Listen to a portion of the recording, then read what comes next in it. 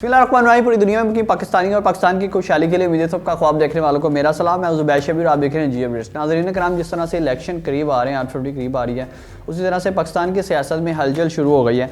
आपने देखा, बल्कि हमने पुराने व्लॉग्स में जिक्र भी किया कि रातों रात साइफर केस का फैसला सुना दिया जाता है, रातों रात तोशाखाना केस का फैसला सुना दिया। और इसी तरह का मामला कल भी शुरू होने लगा था। ये समझ लें कि रवायत ही चल चुकी है कि रात गए केस चलता है, घंटों तक केस चलता है और रात ही रात केस को निपटा दिया जाता है। और खान साहब पे और बुशरा बीबी पे आज फिर से फ़र्द जुर्म आयद कर दी जानी थी, उन्हें सज़ा सुना दी जानी थी, लेकिन कल रात कुछ झगड़ा हो जाता है अदालत में। मामला क्या है जो 10.5 घंटे तक किस केस की समाज चलती है, उस पर डिस्कशन करेंगे। और साथ ही साथ तरीके से आपके लिए किस तरह से घेरा तंग किया जा रहा है, लेवल प्लेइंग फील्ड के नाम पे किस तरह से इन पे जुल्म किया जा रहा है, उस पर डिस्कशन करेंगे। लेकिन उससे पहले आपको बताते चलूँ, अगर आपने अभी तक चैनल को सब्सक्राइब नहीं किया है, जल्दी से सब्सक्राइब करें, बेल आइकन पर लाजमी क्लिक करें ताकि आने वाली वीडियोज़ आप तक पहुँच सके। तो जी कल अचानक पता चलता है कि कल समाज शुरू हो जाती है गैर शरई केस की, और समाज फिर से स्टार्ट होती है। कहाँ होती है? डयाला जेल में स्टार्ट होती है और तकरीबन 10.5 घंटे तक समाज जारी रहती है। अब इतनी लंबी समाज दिन के टाइम क्यों नहीं जारी रहती? पहला सवाल तो ये है।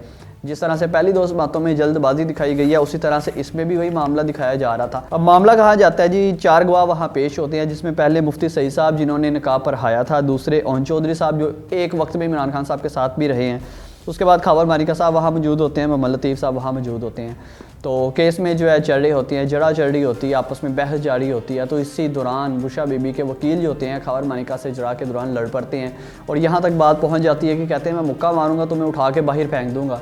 खबर मानिका साहब कुछ अल्फाज का चुनाव इस तरह का करते हैं, उसके बाद फिर से उसमें बहस जारी रहती है। इमरान खान साहब वहाँ कहते हैं कि हलफ उठवा लिया जाए कि ये निकाह जो है गैर शरई हुआ है या नहीं हुआ।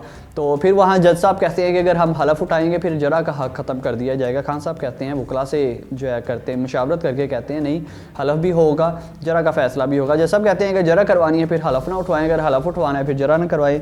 अलबत्ता उसके बाद लड़ाई शुरू हो जाती है। लड़ाई किस तरह से गर्मा गर्मी हो जाती है, आपस में बहस शुरू हो जाती है खबर मानिका में और खान साहब में। खबर मानिका कहते हैं जी मेरे बच्चे रुल गए, मेरे बच्चे ये हो गए वो हो गए।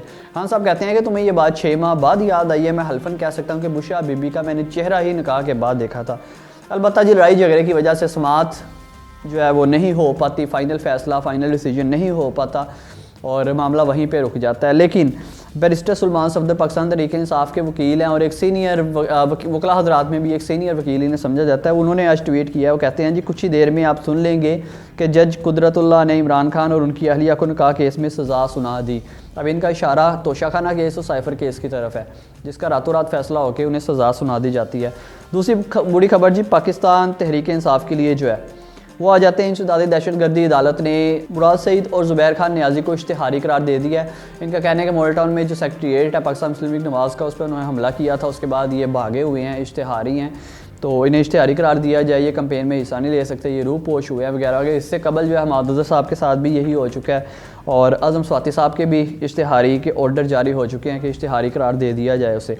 9 मई के केस के हवाले से अगर मज़ीद आगे बढ़ते हैं तो डॉक्टर यास्मीन राशिद साहबा, जिन पे अभी तक जो है गिरफ्तारी थी, अभी तक आहिस्ता आहिस्ता केस अपने मराहिल में जारी था, लेकिन जिस तरह से इलेक्शन करीब आया अभी खबर मिली है कि कल उन पे फ़र्द जुर्म आयद कर दी जाएगी। उनके ट्रायल अचानक से शुरू हो चुके हैं, हालांकि सबको मालूम है उनके इलेक्शंस में भी वो पार्टिसिपेट कर रही हैं, बाकायदा उनकी कंपेन जारी है। और इन मामलात में पाकिस्तान तहरीक इंसाफ के जितने उम्मीदवार हैं उन्हें उलझाया जा रहा है, कहीं इन्हें कत्ल किया जा रहा है, कहीं पकड़ दकड़ शुरू हो रही है, कहीं ना मालूम मकाम पे इन्हें भेज दिया जाता है, अगवा कर लिया जाता है, कहीं इनके खिलाफ जो केस है उन्हें खोल दिया जाता है। और अब डॉक्टर यास्मीन राशिद साहबा पे भी कल फ़र्द जुर्म आयद हो जाएगी, जिस तरह शाहमूद कुरैशी साहब पे हुई, जिस तरह पाकिस्तान तहरीक इंसाफ के बानी इमरान खान साहब पे हुई, जिस तरह बुशरा बीबी साहबा पे, उसी तरह से यास्मीन राशिद साहबा पे भी कल फ़र्द जुर्म आयद हो जाएगी। डेली पाकिस्तान ने स्टोरी रिपोर्ट किया और कहते हैं जी 9 मई केस यास्मीन राशिद समेत दीगर मुलजमान का ट्रायल शुरू, कल फ़र्द जुर्म आयद होगी। इंसदाद दहशतगर्दी अदालत के जज मोहम्मद नवीद इकबाल ने 9 मई को थाना शादमान नजर आतिश करने के केस में यास्मीन राशिद समेत दीगर मुलजमान का ट्रायल शुरू कर दिया। मुलजमान पर कल फ़र्द जुर्म आयद कर दी जाएगी। यास्मीन राशिद, मियाँ महमूद रशीद और एजाज चौधरी को अदालत में पेश किया गया है। मियाँ महमूद रशीद जो है वो भी उम्मीदवार है तहरीक इंसाफ के इन इलेक्शंस में, जो इलेक्शन होने जा रहे हैं 8 फरवरी में, और एजाज चौधरी साहब को देखा जाए तो वो भी उम्मीदवार हैं। चलान में बगावत समेत दीगर संगीन इल्ज़ाम लगाए गए। अदालत ने नए मुकदमे में गिरफ्तारी के केस में पाकिस्तान तहरीक इंसाफ के रहनुमा आलिया हमजा के जिस्मानी रिमांड की सज़ा मुस्तरद करते हुए 9 मई को राहत बेकरी के सामने पुलिस की गाड़ी जलाने के केस में मुलजमान को चालान की कॉपियाँ 3 फरवरी को तकसीम करने का हुक्म दे दिया। राहत बेकरी बेसिकली धर्मपुरे के पास मौजूद है। धर्मपुरा अंडरपास जब होते हैं, हम कैंट की तरफ होते हैं, तो थोड़ा सा आगे जाके तकरीबन 100 से 150 मीटर आगे राहत बेकरी आ जाती है।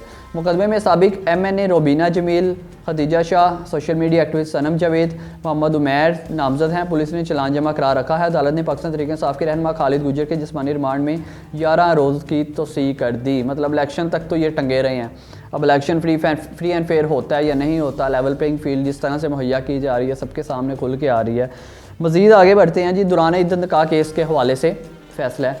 दौरान इद्दत निकाह केस खारिज करने की दरख्वास्त निपटाने का तहरीरी फैसला जारी कर दिया। इमरान खान साहब उषा बीबी ने दरख्वास्त दायर की थी कि ये दरख्वास्त को निपटाया जाए, उस पर तहरीरी फैसला जारी कर दिया गया। दौरान इद्दत निकाह केस खारिज करने की दरख्वास्त निपटाने की तहरीरी फैसला जारी कर दिया। इस्लामाबाद हाई कोर्ट के चीफ जस्टिस आमिर फ़रूक ने 16 सवाल पर मुश्तमिल तफसीली फैसला जारी किया, जिसमें कहा गया कि फ्रॉड से निकाह के इल्ज़ाम में समन जारी करने में कानून की खिलाफ वर्जी नहीं की गई। नाजायज़ तल्लुकात के इल्ज़ाम में जारी समन में कानूनी तरीक़ाकार पर अमल नहीं किया गया। अदालत ने धोखाधड़ी से निकाह के इल्ज़ाम में जारी समन का कलअदम करार देने की सदा मुस्तरद करते हुए हदायत की कि धोखाधड़ी से निकाह की हद तक मुलजमान ट्रायल कोर्ट में मेरिट पर केस लड़ें। सुप्रीम कोर्ट के फैसलों के मुताबिक फ़र्द जुर्म आयद होने के बाद केस खारिज नहीं किया जा सकता। फैसले में कहा गया कि बानी पाकिस्तान तहरीक इंसाफ बुशरा बीबी की दरख्वास्तें जज़ुई मंजूर की जाती हैं। इमरान खान बुशरा बीबी ने केस खारिज करने की दरख्वास्त दायर की थी। दरख्वास्तों में केस काबिल समात करार देकर तलबी के 4 समन खारिज करके इस्तदा की गई है। अब मामला यह है कि आपकी तो दरख्वास्तें नहीं खारिज की जा रही, आप कैसे फ्री एंड फेयर इलेक्शंस में हिस्सा समझ रहे हैं कि हम हिस्सा लेंगे। जबकि नून लीग की तरफ अगर जाते हैं, पाकिस्तान तहरीक इंसाफ के बकौल जो लंदन प्लान है जो कामयाब हो चुका है इस टाइम पाकिस्तान में, नवाज शरीफ साहब जिन पे फ़र्द जुर्म आयद कर दी जाती है, उन्हें सज़ा सुना दी जाती है, उन्हें नाअहल करार दे दिया जाता है, हर केस से उन्हें बरी कर दिया जाता है पाकिस्तान आने के फ़ौरन बाद।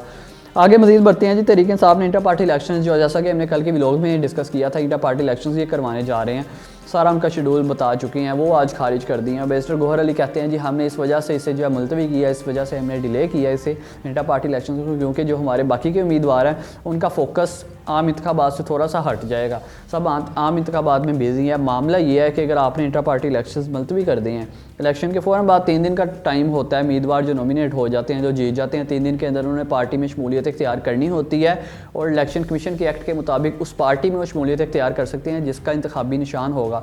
तहरीक इंसाफ के पास अभी तक इंतखाबी निशान मौजूद नहीं है। अगर हम इंटर पार्टी इलेक्शन नहीं करवाते, वो उम्मीदवार किस पार्टी पर जाएगी, एक तहरीक इंसाफ के लिए एक टफ चैलेंज है। लेकिन उन्होंने इतना बड़ा फैसला किया तो कोई प्लान बी होगा, और मेरा ये स्टांस है, मेरा ये मानना है प्लान बी उनका यही होगा कि किसी दूसरी छोटी पार्टी के साथ वो करेंगे, इत्तेहाद करेंगे और इत्तेहादी जमात बनाएंगे और तहरीक इंसाफ के जितने उम्मीदवार होंगे उनकी उसमें शमूलियत करवा के ले आएंगे। अगर वो जीत जाते हैं, विन कर लेते हैं, क्योंकि अभी तक यही समझा जा रहा है, पता नहीं विन करते भी हैं नहीं करते, क्योंकि अगर फ्री एंड फेयर इलेक्शंस हो तो फिर तो विन कर जाएंगे। लेकिन पाकिस्तान भर में 50% से ज़्यादा जो पोलिंग स्टेशन है उन्हें हसास करार ऑलरेडी दे दिया गया। साथ ही साथ सुनने में ये भी आ रहा है कि इंटरनेट की बंदिश कर दी जाएगी। मज़ीद ये कि KPK और बलोचिस्तान में बैलेट पेपर की तकसीम और तरसील जो जारी थी वो कंप्लीट कर ली गई है। पाक अफवाज ने जहाज़ों की मदद से वहाँ बैलेट पेपर पहुँचाए हैं। अगर बलोचिस्तान में जाते हैं तो 1,07,43,894 बैलेट पेपर वहाँ पहुँचाए गए हैं, और KPK में जाते हैं तो 4,38,56,000 यानी 56,238 यानी 238 बैलेट पेपर पहुँचा दिए गए हैं इलेक्शन के लिए। 8 फरवरी को इलेक्शन है और आज 2 फरवरी हो चुकी है, बाकी 4 दिन बाकी रह गए हैं पीछे, 4 से 5 दिन, क्योंकि उसके बाद कंपेन ही नहीं कर सके। कोई भी सियासी पार्टी होगी वो कंपेन नहीं कर सकेगी। और अगर हम पाकिस्तान भर का दौरा करते हैं, बिलखसूस लाहौर का या पंजाब का दौरा करते हैं, और अगर आप रोड पे घूमते हैं तो आप देख रहे होंगे जगह जगह से रोड को काट दिया गया है, कंस्ट्रक्शन का काम जारी कर दिया गया और रातों रात मशीनरी आती है, काम कर रही है। किस वजह से कर रही है? इसी बेस पे इन्होंने आपसे वोट मांगना है। लेकिन आपसे मेरी इल्तिजा है, आपसे मेरी गुजारिश है, आपसे मेरी पूरी टीम की ये रिक्वेस्ट है कि वोट जिसे भी दें सोच समझ के दें, क्योंकि पाकिस्तान के हक़ में आप जो भी फ़ैसला करेंगे ये आपकी नस्लों के लिए भी बेहतर होगा। कहीं ये ना हो कि जो ख़ानदानी सियासत का सर्कल चल रहा है वो इसी तरह से चलता रहे, आप उससे बाहर ही ना निकल पाएँ। अगर आप वोट कास्ट करेंगे तो फिर हम इस सर्कल से बाहर निकल सकते हैं और पाकिस्तान तरक्की की राह पे गामजन हो सकता है। और एक यही उम्मीद हमारे पास बाकी है। इसके अलावा गरीब आवाम की, मिडिल क्लास की, लो क्लास की कोई भी नहीं सुनता, ना उसकी कानून सुनता है, ना उसका कोई अदारा सुनता है, ना उसे इंसाफ मुहैया किया जाता है, ना ये MP MNA उसकी सुनते हैं। आपके पास मौका है, आपने वोट देना है और आपने फ़ैसला करना है आप किसे लाना चाहते हैं हुकूमत में। अपनी मेज़बान ज़ुबैर शब्बीर को इसी उम्मीद के साथ इजाज़त दीजिए कि फ्री एंड फेयर इलेक्शन होंगे, पाकिस्तान तरक्की करेगा, तरक्की की राह पे गामजन होगा। अल्लाह निगहबान।